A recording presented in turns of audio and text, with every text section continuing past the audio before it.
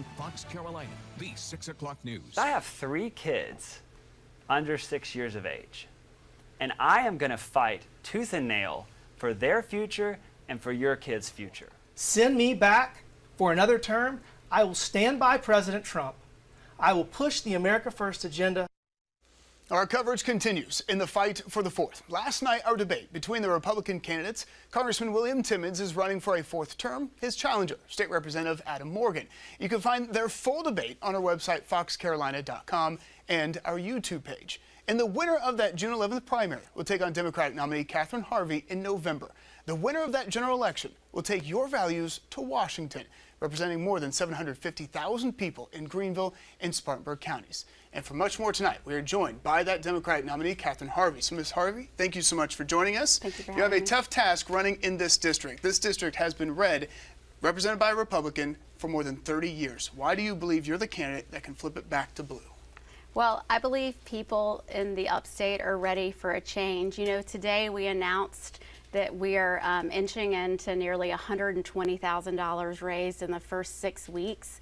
And those donors are by and large bipartisan because folks are ready to see a difference up here. I also think this district is one of the fastest growing. It's majority female and one of the youngest trending. So there is absolutely a path forward, and I believe people are ready for it. And it's my job to convince voters that I'm the one.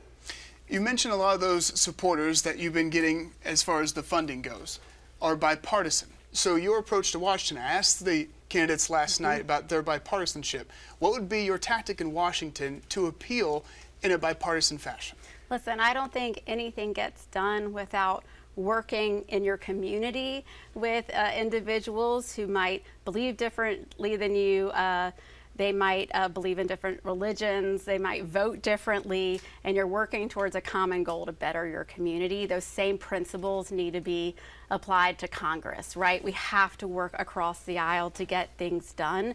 And largely, I don't think we've seen that happening as of late. I believe it was one of the most dysfunctional sessions we've seen in Congress in a long time. And we need change, and that requires being ready to work with your counterparts. So you mentioned you believe the dynamic is shifting when it comes to Greenville and Spartanburg counties, that voter base there. But looking back in the history, again, since 1993 has not been represented by a Democrat. The former President Donald Trump won Spartanburg County by 62% of the vote in 2020, Greenville County 58%, similar numbers in 2016. So what is your appeal to that voter base for the former President Donald Trump in these 2 counties? Listen, I think there's a lot of folks who are seeing what's being played out right now with their current congressperson and in the House, and they're tired of it. I mean, we have so many rights under attack. We have hardline positions that are largely not benefiting the people of the upstate, and it takes somebody that's going to go out into the community, talk to voters, hear their concerns, and be willing to represent that in Congress. I do not think we have seen that as of late, and that is exactly what I intend to do. And it will take making sure we talk to every single voter. It is my job to earn their vote. Let's go and get to some of the issues here. We mentioned it last night to the candidates. About 78%, according to Pew Research, found that the situation at the southern border, 78% of Americans believe it is either a crisis or a major problem. Do you believe there is a crisis at the southern border? Listen, I believe border security is a significant issue, and what I would have done is largely voted to send the most significant border security, conservative border security bipartisan bill to the floor to actually go to debate this year, which largely was blocked by our current congressperson. He decided to run on the issue instead of being part of the solution, which just indicates to me that he's not serious about it. And it is a serious issue. A lot of Republicans are now calling on President Biden to shut down the southern border. Would you support that call? Would you want President Biden to shut down the border because they say he has the ability to do so? I believe that there is middle ground to be achieved in something that is so serious as our border security. And the bill I just referenced, while not perfect, has components of it to achieve some of those measures to immediately start making the border secure. And again, the measure is to put that up to debate on the floor. Another major issue is abortion. And for people at home, I want to go ahead and play the responses from the two candidates last night, Congressman Timmons, Representative Morgan. Play their answers. We'll get your stance on the issue in just a second, but we want to play their answers for them at home tonight. I think we need a 15-week abortion ban. I think it's great that South Carolina has gone lower than that, but at the end of the day, New York currently allows abortion up to and after birth, and that's insane. Every developed country in the world does not allow abortions late term. And it is absurd that the United States would do that. I'm not going to compromise on this issue. I believe that we need to end abortion in our time. It's literally the loss of human life. All lives must be protected, and it's one of the sacred roles of government to protect life and liberty. And I want to end abortion in our time. Okay, we heard Congressman Timmons say he is for a 15-week federal abortion ban. We heard Representative Morgan say he wants to, quote, end abortion in our time. So my question to you to start here is a big topic, a lot of layers here to this issue. So I'm curious, do you believe, because on your website you say that women should have control over their own bodies and life choices. So do you believe that abortion is now a states' rights issue?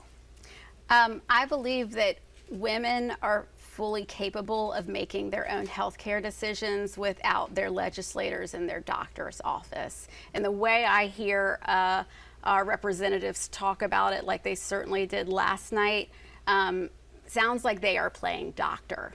And I think that's where we have an issue. I largely think it's even more than just an issue on abortion. These policies are impacting the ability for family planning, and that has significant implications.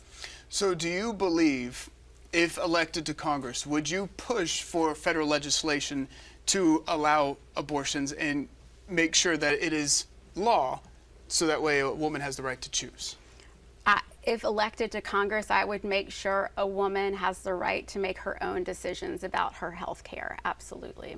Is there a limit for you? A certain week? We heard Congressman Timmons say 15 weeks. Here in South Carolina, it's 6 weeks. So for you, what is the limit? You know, by and large, a woman doesn't even know she's pregnant by 6 weeks. There are timelines shifting back and forth depending on your state and who you're talking to right now. I believe that a woman and her doctor can make the comparable decision for her health and for her family planning. And more importantly, I think a lot of the narrative that's out there right now is largely inaccurate about abortions after birth and late-term abortions. It's just not happening, right? And so I think we come back to the core of we have to believe a woman knows what's right for her body and for her family. So as far as a limit, would you say late-term abortions are not happening, but under certain laws they could happen? So for you, is there a limit where you would put that line in the sand of saying no abortions after a certain amount of time? I think right now the limit is allowing a woman and her doctor to make that decision. Okay, we want to go and get to other issues as well, especially government funding. We gave the candidates a question from Edwina in Spartanburg. We're going to go ahead and play it again for people at home, but she's asking about government spending. We'll play that and get your response as well. Hi, my name is Edwina Reed, and my question today is, why are we sending money overseas when we need the money here? Thank you. Again, Edwina asked, why are we sending money overseas when we need it here at home? What would be your response to her saying we just keep spending so much money and sending it overseas? You know, our government, and largely as the leader of the free nation, the United States' job is to protect some of the most vulnerable around the world who cannot protect themselves, and to make sure that we are supporting our allies. And we are seeing a lot of government spending do just that. But it's critical. It is critical that we are making sure that we are supporting in these areas that largely are holding up democracy. So when you say holding up democracy, you are in favor of the latest spending package that was sending money aid to Ukraine and Israel? I'm in favor of supporting our allies, absolutely. What I believe is that certainly at the core of the crisis between Israel, Gaza, Hamas, there are human beings, right? And we cannot lose sight of that. But it is our job to support our allies like Israel. They are a sovereign nation with the right to defend themselves. And it is also the job of the United States as the leader of the free world to support communities that are largely unable to protect themselves as well. I want to go and get your response to Social Security as well. A recent report found that full funds are set to run out in 11 years when it comes to Social Security. Congressman Timmons said it's more like 7 years. So you say on your website that you want to protect Social Security. What does that look like for you? I think for me right now, we are, a lot of us have our aging parents who are benefiting from paying into Social Security. The idea that that might be under attack and having implications for not just my generations, but the generations coming before me is somewhat unconscionable. These services were put in place to largely protect Americans and give them the opportunity well, into the senior years of their life. And I think it's something that is a critical issue that's going to be under debate and that we are going to have to fight to protect. Would you like to keep it as is, or do we need to adjust the numbers, maybe the retirement age, or look at alternatives like Representative Morgan said, maybe some sort of 401k plan?